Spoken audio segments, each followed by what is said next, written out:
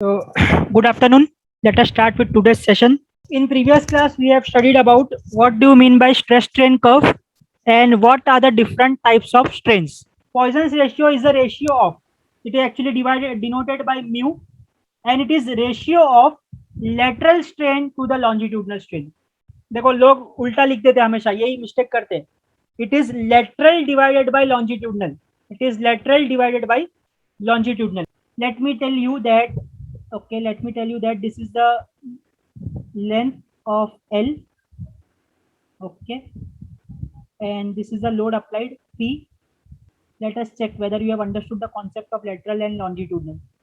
And because of this, let us say that this diameter has reduced and the length has increased.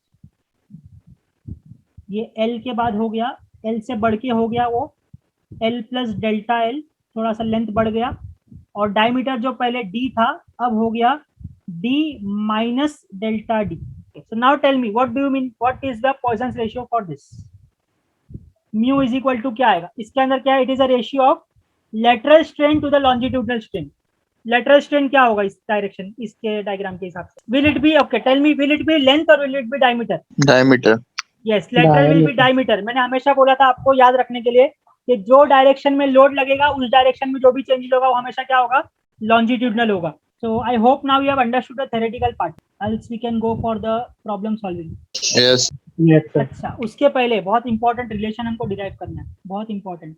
So as per the Hooke's law के हिसाब से हमने क्या लिखे? Stress is directly proportional to strain. Sigma is directly proportional to E. Sigma is directly proportional to E, correct?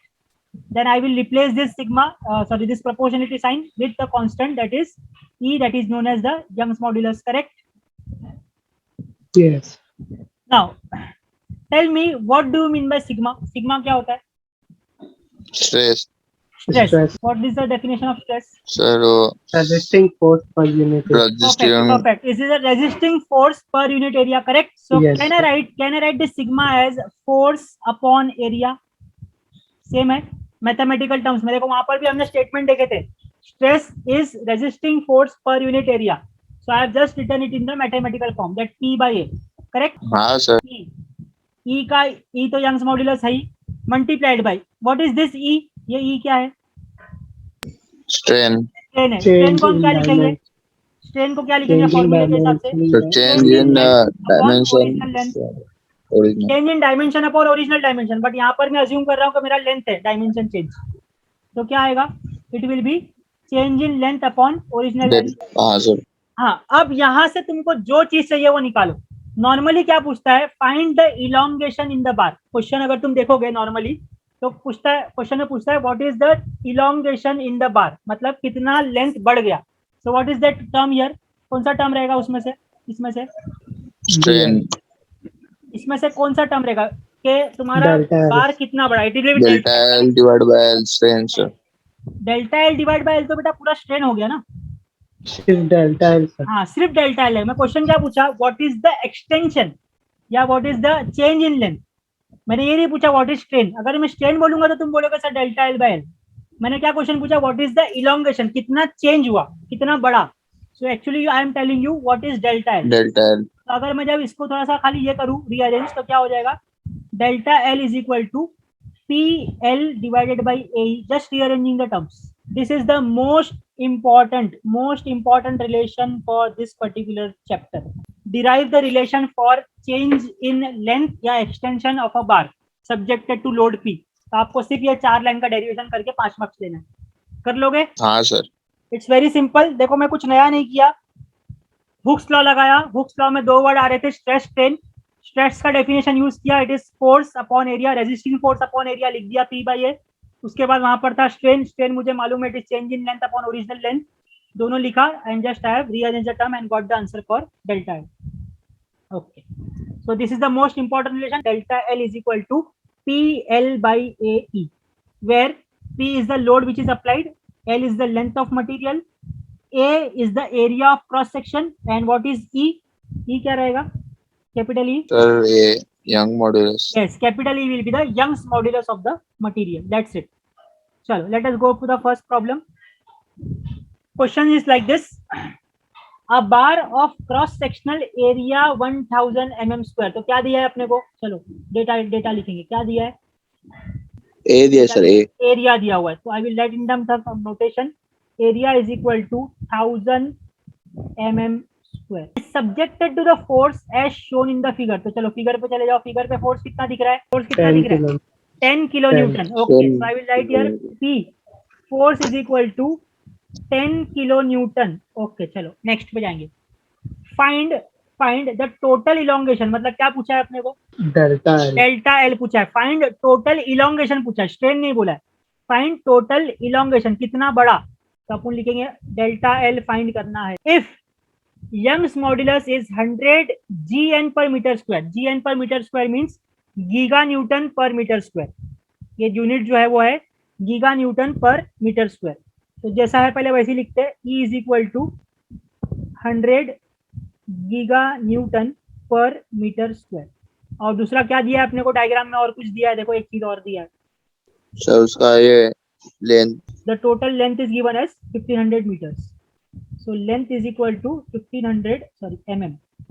देखो अब ये काफी सिंपल सा प्रॉब्लम है, पीछे हमने एक फॉर्मूला डिराइव की है, delta L is equal to what, P L by A ई।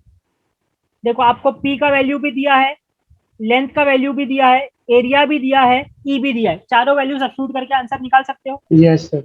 निकाल के आंसर बताओ। सॉम में सबसे इंपॉर्टेंट चीज है, मैकेनिक्स में भी यही चीज थी, द यूनिट्स। देखो यहाँ पर कुछ यूनिट mm में दिया है, देखो जैसे कि यहाँ पर एरिया दिया है mm में, ठीक है, लोड दिया है किलो न्यूटन में, E दिया है गीगा न्यूटन और मीटर में, और लेंथ फिर से दिया है mm में।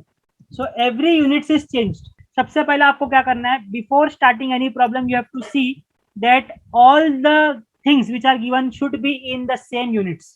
और अभी हम लोग यूनिट फाइनल कर लेते हैं कि कहीं पर भी हमको लोड दिखेगा we will convert it into newtons, और कहीं पर भी हमको लेंथ दिखेगा we will convert it into mm।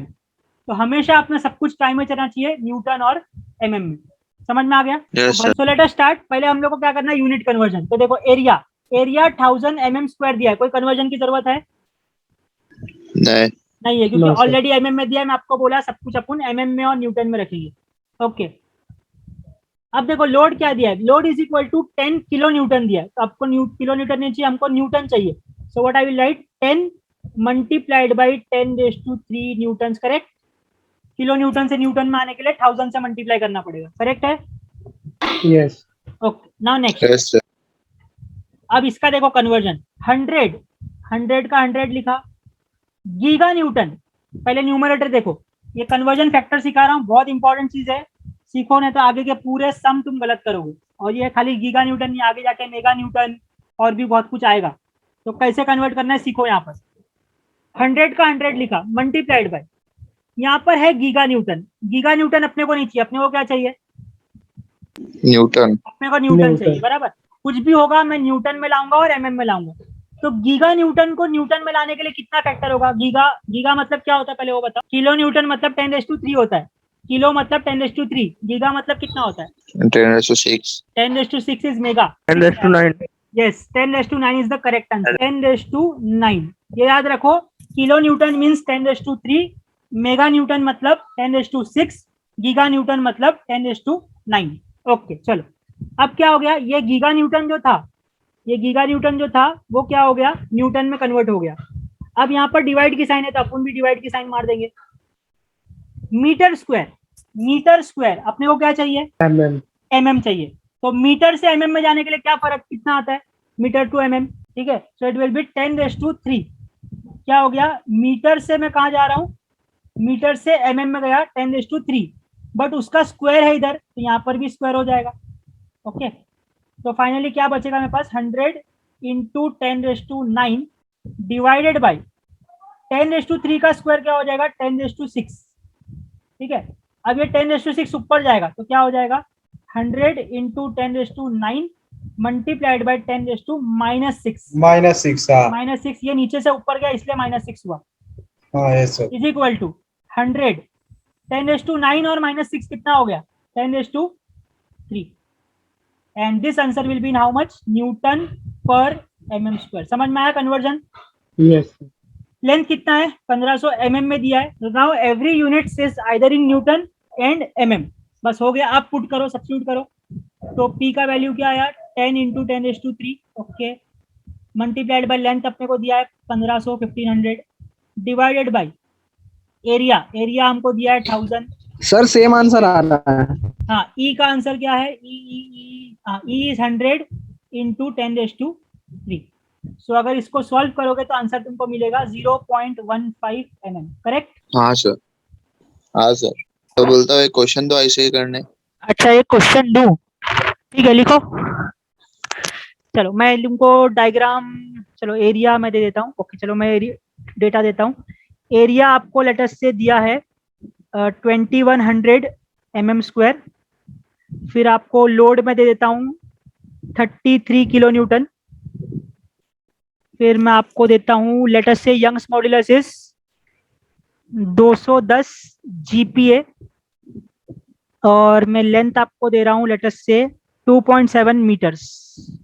ये मैंने आपको डेटा दिया है.